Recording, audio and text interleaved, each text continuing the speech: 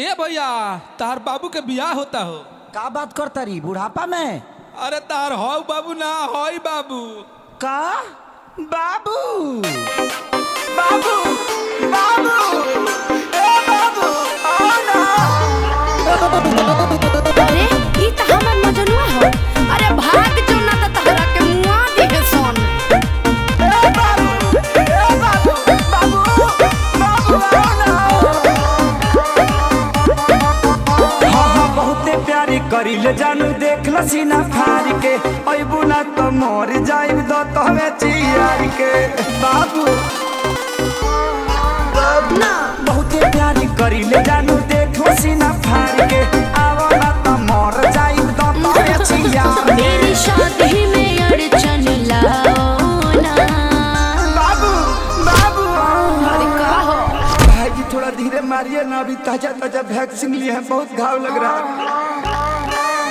कुकुर ले खडाट के भगाओ ना। जाओ ना। ए बाबू बहरिया बोना। अरे जाओ ना। ए बाबू बहरिया बोना। अरे साफे थुथुर हवा का। अरे जाना। अरे सब मार के मुआ दी है। अरे काहे नहीं खो समझत। अरे जाना।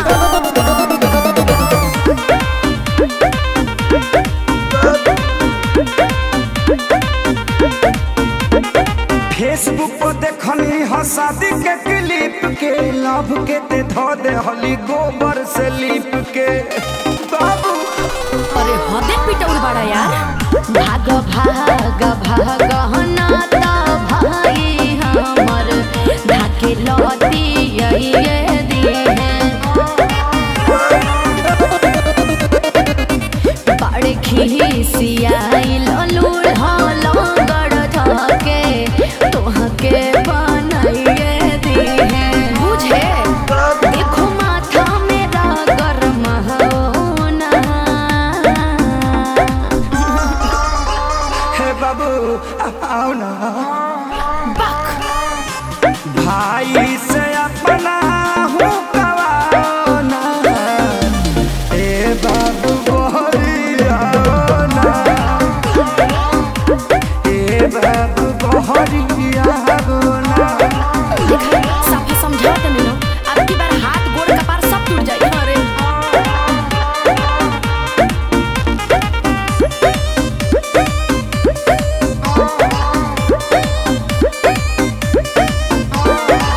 तू हमर काजल हम अजय देवगन हो। बानर सा दुल्हा कैसे कहलू पसन हो। हमरे दूरी बन के मारत रस बाबू। कमी कुछ नहीं खे बस तहनी मनी तोहरा से खरिया बाड़े बड़े बेरोजगार ना विवेक सुना दुल्हा नो करिया बड़े। अब समझ में आई रखे सारे विशाल घर जाओ ना। अरे जाओ। आओ ना ए बाबू आओ ना। भाई से अपना हूँ कवाओ ना। जाना। ए बाबू बहरिया ना। ए बाबू बहरिया ना। बाबू बाबू आओ ना। जाओ ना। आओ ना। जाओ ना। आओ ना।